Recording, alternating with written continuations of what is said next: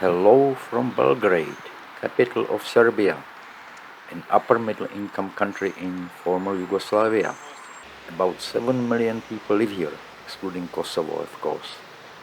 The country has been negotiating joining the European Union and aims to join by 2025.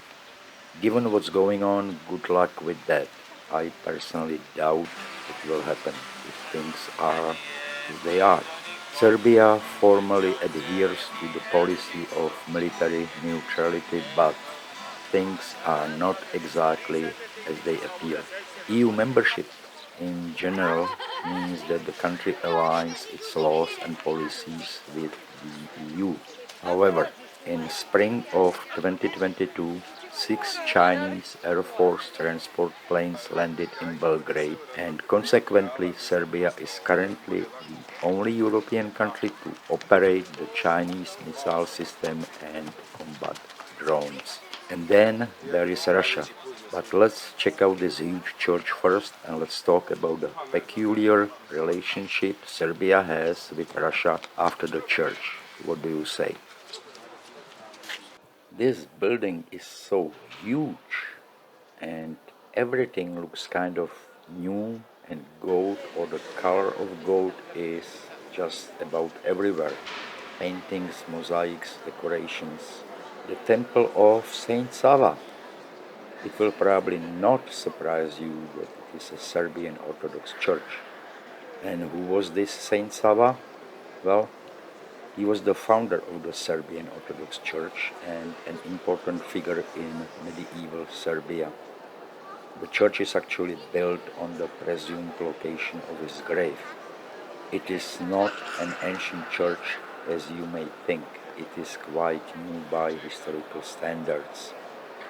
The first stone was laid in 1935 and was to replicate the size and architecture of Hagia Sofia Church in Istanbul, in Turkey, and its construction was revived in mid-1980s only.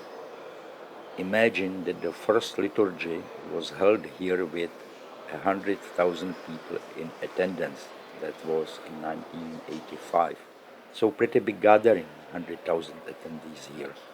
And you can see it is a working day and there is a lot of people here, and they are not tourists, at least not international tourists.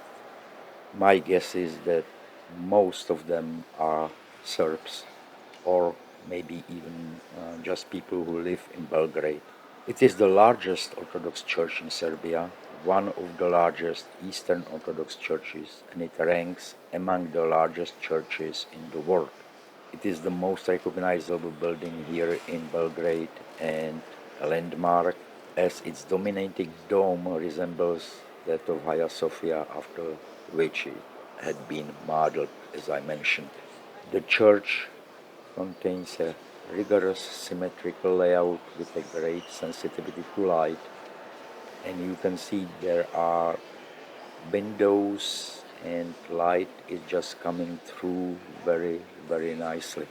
Its interior with 12,000 square meters of gold mosaics is almost complete, but not just yet.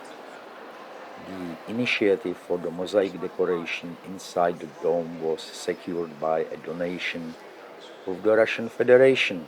A remainder of the mosaic cladding was successively financed by the Republic of Serbia itself.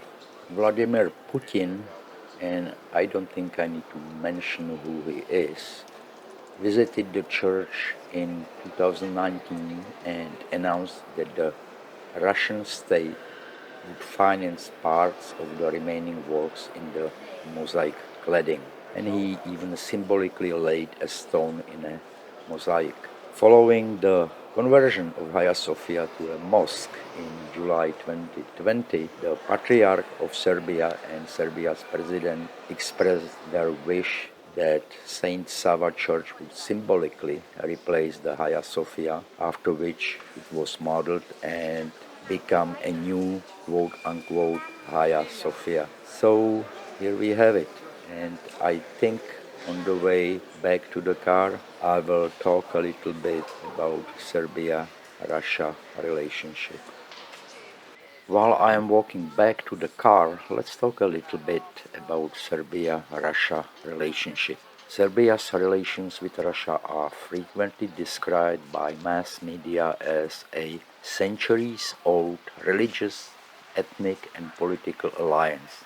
And Russia has been trying to solidify its relationship with Serbia since the imposition of sanctions against Russia in 2014. But Serbia is dependent on Russian gas and relies on Moscow for support in the Kosovo dispute, as Russia has veto power at the UN.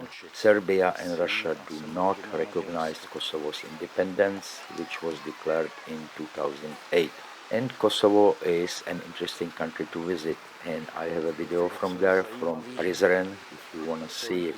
In the UN, Serbia has repeatedly voted in favor of resolutions condemning Russia's aggression against Ukraine, but did not really join sanctions against Russia. And majority of population supports Russia and blames Ukraine and the US for Putin's war. Serbia's open borders with Russia have made the Balkan country a destination for thousands of Russians, including some fleeing sanctions or conscription to the army and others opposed to the government in Moscow.